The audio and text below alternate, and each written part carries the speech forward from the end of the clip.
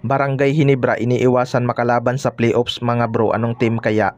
Scottie Thompson at Justin Brownlee playoffs mode.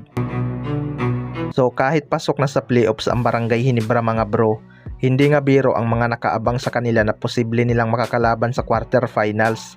Nandyan nga ang TNT Tropang Giga, Converge Fiber Xers at Hong Kong Eastern. Pero isa nga daw itong Barangay Hinebra sa iniiwasan ng mga yan na makalaban sa playoffs mga bro, lalo na ng Converge. Kahit tinalo nila ang Barangay Hinebra sa elimination rounds, iba pa rin daw talaga kapag sa playoffs sila nakakalaban dahil napakahirap nga daw nilang talunin. Isa nga sa mga rason dyan ay sanay ang Barangay Hinebra sa pressure kapag playoffs. Alam naman na natin na bigla talagang nag-iiba ang kanilang laro kapag crucial mga bro. Kaya kung sino man ang makakaharap ng Barangay Hinebra sa best of 3, siguradong kakabahan talaga. Pangalawang faktor ay ang crowd. Mahirap talagang kalaban ang Barangay Hinebra kapag na-involve ang crowd sa laban dahil mas ginaganahan nga silang maglaro. Last ay itong addition ni Jimmy Malonzo mga bro. Wala nga itong si Jimmy Malonzo sa mga naunang laban ng Barangay Hinebra, kaya mas lumakas pa ang kanilang lineup ngayong playoff. Ayaw naman daw ng Barangay Hinebra makalaban sa playoffs ang TNT Tropang Giga mga bro dahil gusto nga daw nilang makabawi sa finals.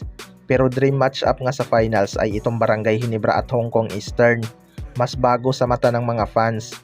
Sa kabilang banda naman mga bro, Scottie Thompson at Justin Brownlee playoffs mode. Ito nga si Scottie Thompson ang isa sa uminit sa opinsa ng Barangay Hinebra kontra rain or shine mga bro. Bilang lang talaga kung ilang beses lang itong umiscore ng 20 points pataas dahil priority talaga ni Scottie Thompson ang rebounding at assist. Kumbaga bonus na lang sa kanya ang scoring.